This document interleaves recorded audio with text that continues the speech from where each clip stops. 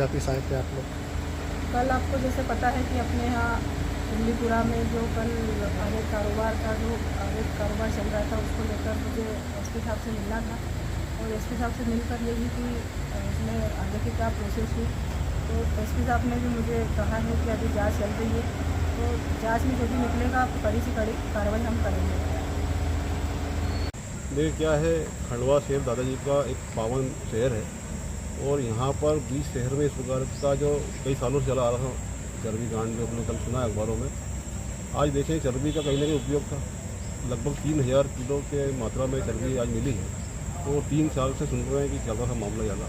तो चर्बी जो भी जब्त की गई है और अन्य खाल है, हड्डी है, और मैं समझता हूँ कि पिछले 3 सालों में ना जाने कितने क्विंटल चर्बी का इस्तेमाल हुआ होगा।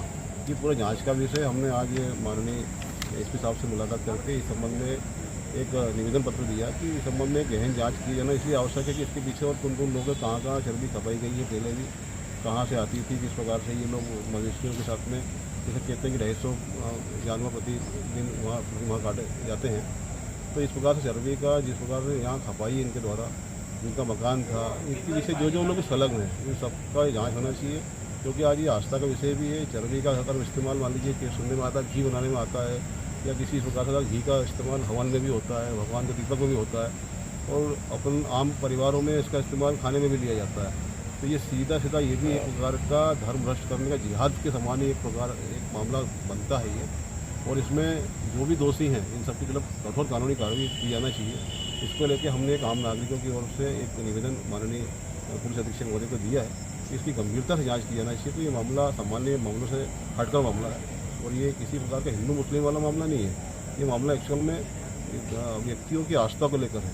जो व्यक्ति आज ये सोच के घी का इस्तेमाल कर रहा हो, हो सकता है भगवान करे उसमें ऐसा इस्तेमाल ना हुआ हो, पर हुआ है तो आज कितने लोगों के शरीर के अंदर, पेट के अंदर वो चीज़ पहुँची होगी।